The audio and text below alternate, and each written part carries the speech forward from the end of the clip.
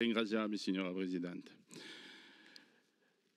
Je tiens tout d'abord à remercier Monsieur le Président de l'Office d'environnement pour la présentation de ce rapport qui est, cela ne souffre d'aucune contestation possible, d'une importance majeure au vu des enjeux qui s'y rattachent et notamment dans le cadre de l'autonomie et pour la société que nous voulons construire. Il semble évident que nous devions trouver les leviers nécessaires pour agir en faveur de la qualité de notre environnement et donc, corrélativement, de notre santé. Nous avons évoqué lors de nos échanges au mois de novembre relatifs au plan régional de santé toutes les problématiques liées à notre système de santé et les solutions envisagées pour qu'il soit plus performant et accessible à tous.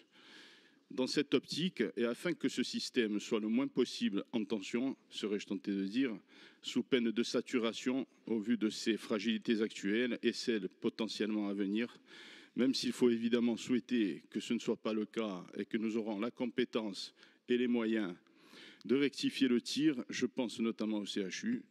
eh bien, il est primordial d'agir sur notre environnement pour faire en sorte que celui-ci soit le moins nocif possible pour notre santé, en réduisant les expositions que nous subissons au quotidien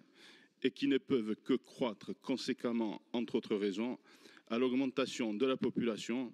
ou à celle de la fréquentation touristique. Tout cela venant se rajouter à des pollutions dites naturelles, telles que l'amiante ou le radon, elles ont été évoquées, omniprésentes en Corse, et au réchauffement climatique qui est et sera, de manière certaine, à l'origine de nouvelles problématiques environnementales. En matière de santé, force donc est de constater que la meilleure des thérapies est la prévention et le facteur environnemental est celui sur lequel de nombreux acteurs peuvent jouer un rôle de modérateur. Parmi eux, ça a été cité aussi, les institutions, les professionnels de santé, bien sûr, le secteur agricole, celui du BTP, etc., et les citoyens eux-mêmes. Et ce qui fait que ce plan régional de santé environnement 2024-2028 est à mon sens un document de qualité et ambitieux, en plus d'être bien structuré et bien détaillé et tenant compte des spécificités de notre territoire, c'est qu'il est pragmatique et désigne très clairement les acteurs concernés, qu'ils soient pilotes ou partenaires, par la mise en œuvre au quotidien de chacune des actions retenues, 19 au total, comme ça a été dit, composant les 3 grands axes de travail, afin d'aboutir à des résultats qui soient à la hauteur des enjeux de santé publique.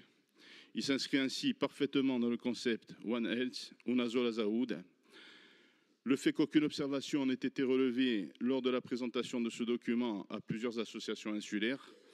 et aux comités départementaux de l'environnement et des risques sanitaires plaide également en sa faveur. Je tiens donc à saluer le travail fourni pour l'élaboration de ce document, dont il faut souligner, c'est important aussi, qu'il est en cohérence avec le PADUC. E dunque la Lega Bida, il nostro gruppo voterà di maniera favorevole sul rapporto. Ringraziabile.